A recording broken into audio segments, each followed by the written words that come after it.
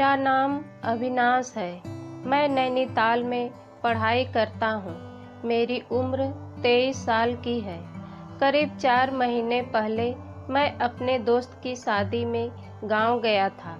खाना खाने के बाद जयमाल का कार्यक्रम चल रहा था। मैं और सभी मेरे दोस्त दूल्हे पक्ष की तरफ बैठे थे। सारी लड़कियां दूल्हा पक्ष पर व्यंग बोल रही थी। हम लोग भी मज़े ले रहे थे। लड़कियों के समूह में एक लड़की बहुत सुंदर थी। जब मेरी निगाह उस लड़की पर पड़ी तो मैं उसे देखता ही रह गया। क्या गजब की खूबसूरत, दूध जैसी चेहरे पर गजब का आकर्षण। मैं उसे ही देखे जा रहा था। कभी कभी वह भी मेरी तरफ देखती और मुस्कुराकर अपनी निगाहें नीचे झुका लेती। कुछ देर बाद शादी संपन्न होती है। विदाई का समय था। मैं तो उसी को देखे जा रहा था। वह भी अब मेरी ही तरफ देखे जा रही थी। जैसे लग रहा था मुझसे कुछ कहना चाहती है, लेकिन कह नहीं पा रही है। बारात वापस आती है। मैं अपने दोस्त को उसकी फ़ोटो मोबाइल में दिखाकर पूछता हूँ तो पता चलता है दुल्हन यानी भाभी के पड़ोस की लड़की है।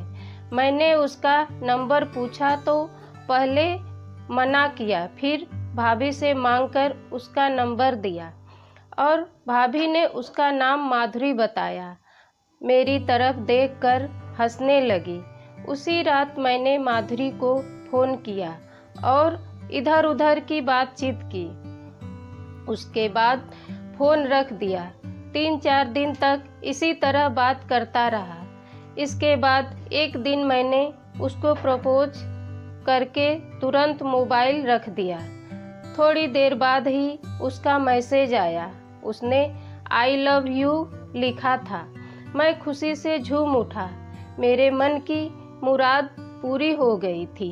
2 दिन बाद मेरे दोस्त का पाँव फेरी था और पूजा पाठ के लिए उसे ससुराल जाना था।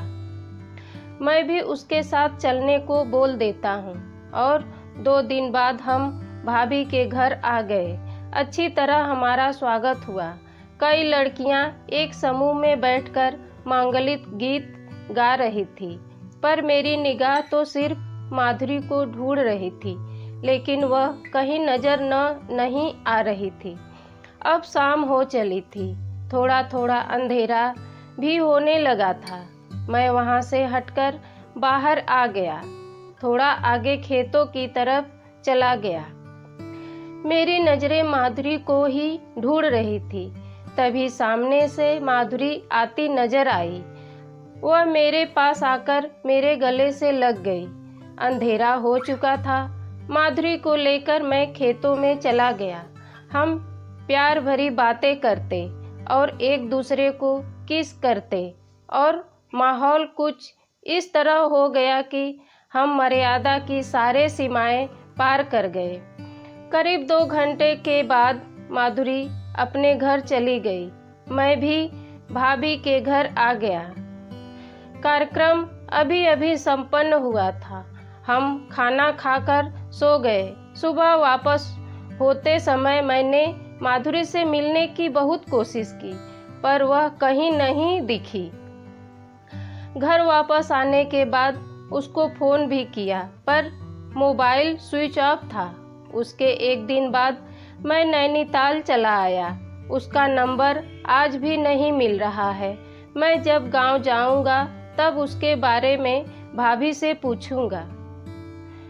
दोस्तों, अगर आप किसी से सच्चा प्यार करते हैं और वह भी आप पर सब कुछ समर्पित कर रहा है, तो आप भी उसे सदा खुश रखने का प्रयास करें और उम्र भर उसका साथ कभी ना छोड़ें।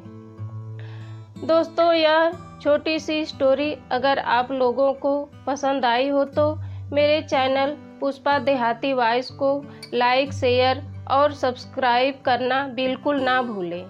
धन्यवाद।